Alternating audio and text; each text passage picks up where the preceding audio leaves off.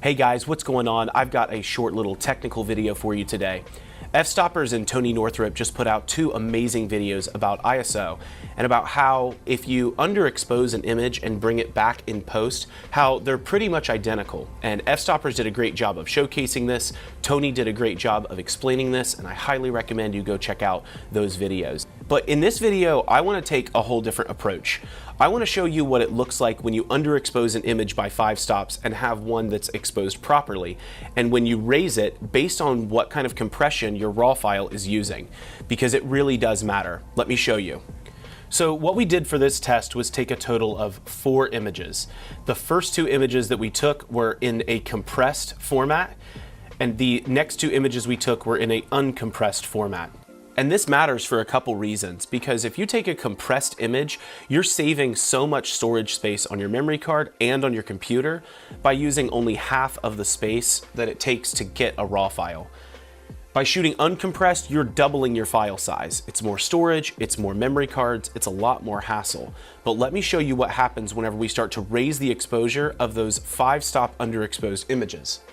So all of these images that we're going to look at today were taken with the A7 III and a 24-70 f2.8. This specific image was taken at ISO 3200. This image was taken at ISO 100. And as to be expected, it's completely underexposed. So technically it would be underexposed by 5 stops. So let's raise the exposure 5 stops. And you can start to see what this image is doing. The compression has ruined the edges of the file and created almost kind of a banding effect right around the edges. And it just is not very pleasing. Granted, this is a very extreme test, but I just want to show you that you're not going to get similar or near similar results with these types of files. However, if we go to the uncompressed files and we look at the same photo that was taken, again, the same settings at ISO 3200, and the next image taken at ISO 100, and we raise the exposure up to 5 stops of the uncompressed file, you'll notice there is much less banding that is happening on the uncompressed file. In fact, when we open these files in Photoshop and overlay them on top of one another, you can really start to see the effect. This is the compressed raw file, and if I uncheck the compressed file, you can see what it would look like if you raised it 5 stops. The color detail has completely changed. You still have that banding around the outside. And overall, if we punch into 100%, you can see there is much more color noise in the same findings that Fstoppers found.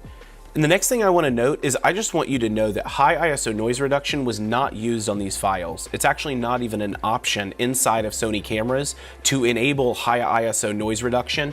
So if 3200 is considered a high ISO on this camera, you're not seeing any reduction in noise directly from the camera or in post-production to give this result at 3200 on a compressed file. If we go over to the uncompressed file, you can see that the banding is nearly gone. It's still there slightly because we are overexposing this image by 5 stops from its normal state, but it is far less noticeable than it would be on a compressed file. I hope this gives you guys an inside look to the way that compression can affect how far you can push your images and really starts to help you make decisions in your camera while you're shooting the photo rather than trying to fix everything in post. If you have any questions or comments, leave them below. Check me out on social and feel free to reach out if you need anything at all. Go make today worth your alarm clock. See ya.